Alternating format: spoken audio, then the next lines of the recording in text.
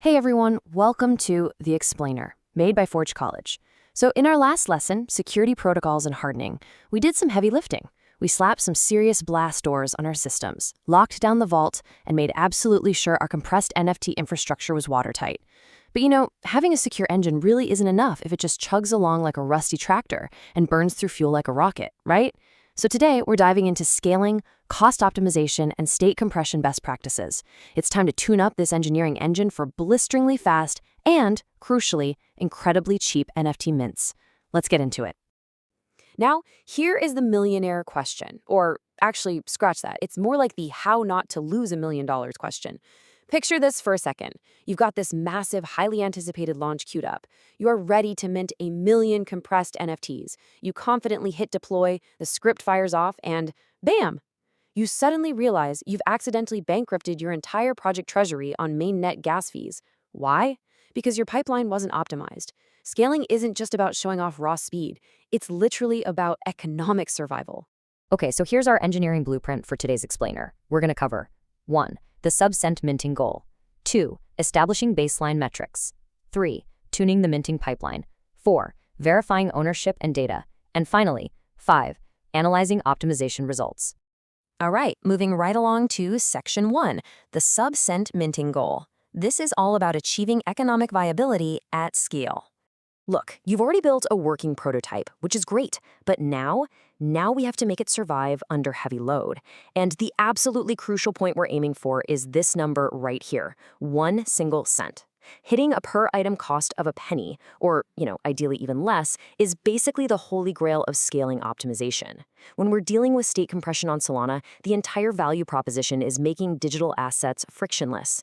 If your per item cost creeps up to 10, 20, or 50 cents just because of inefficient RPC calls, well, you're completely losing the compression advantage.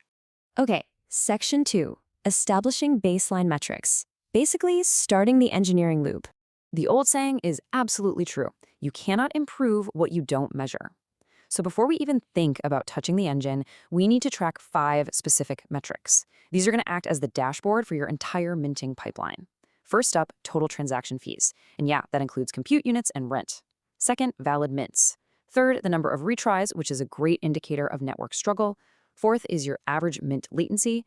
And finally, front-end query latency. Seriously, run your unoptimized script on devnet and do not touch a single line of code until you have this baseline locked in. Now for the fun part. Section 3, tuning the minting pipeline.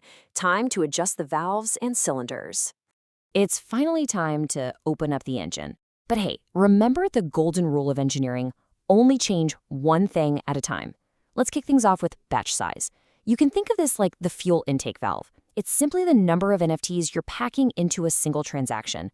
Now, ramping this up definitely lowers your per item overhead, but if you make the batch way too massive and it fails, your retry logic is going to have to process that giant batch all over again. You might save fractions of a cent on a successful mint, but you'll get hit with massive costs if the network drops. It is a very delicate balancing act for sure. Next up on the dial is cache TTL, or time to live. This is essentially our engine's memory gauge. Think about it. When you're minting at breakneck speeds, users are going to absolutely bombard your front end trying to view their shiny new assets. If every single user triggers a fresh query straight to the blockchain, your infrastructure will literally melt down. By tuning your off-chain metadata caching TTL, you're allowing the front end to serve recent data without constantly hammering those poor RPC endpoints. All right, 2 more advanced styles you can play with are concurrency and RPC pooling. Concurrency is kind of like adding more worker cylinders to your engine. It's how many parallel workers are submitting transactions at the exact same time. On the other hand, RPC pooling multiplexes your endpoints for better data flow, so you aren't getting rate limited by just one single provider. Finding the perfect mix of these two is really where the magic happens. And by the way, if you want to dive deeper into advanced infrastructure tuning, we've got some fantastic specialized courses for that right over at Forge College. So how do we actually apply these changes? We use the scientific method. Step 1, change one single variable in your configuration file. Step 2, test it under load in an isolated devnet environment. Please never do this on mainnet unless you really just want to burn real soul for a very expensive science fair project. And step 3, analyze the results against your baseline. Look, if you tweak batch size, concurrency, and cache TTL all at the exact same time and the whole thing crashes, you will have no idea what caused it. One variable, test, analyze. Then, repeat. Moving to Section 4, verifying ownership and data. We need to ensure the engine doesn't leak.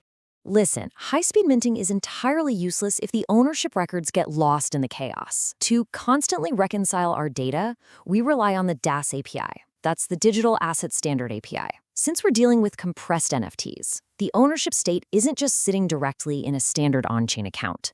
Instead, it's compressed into a Merkle tree, and that index is stored off-chain. So the DAS API is basically our lens into that off-chain index, and it confirms that our pipeline perfectly matches the network state.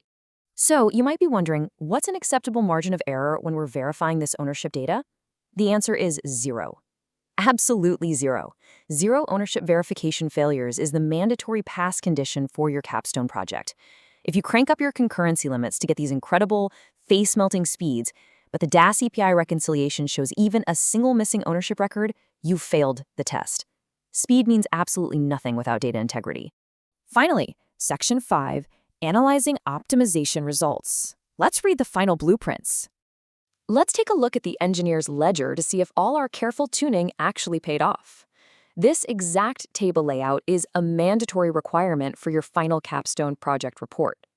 You'll need to list your average cost, median latency, sustained throughput, and verification failures.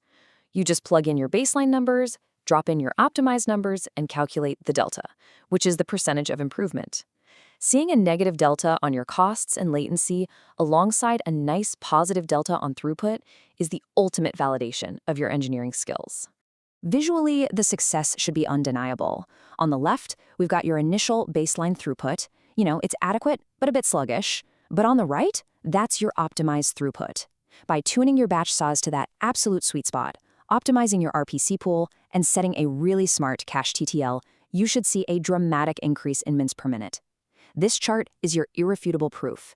You successfully scaled the pipeline without breaking ownership integrity. To wrap up this technical deep dive, there are 3 core principles of scaling that you absolutely must burn into your memory. Number 1, measure consistently using the exact same metrics in the exact same environments every time.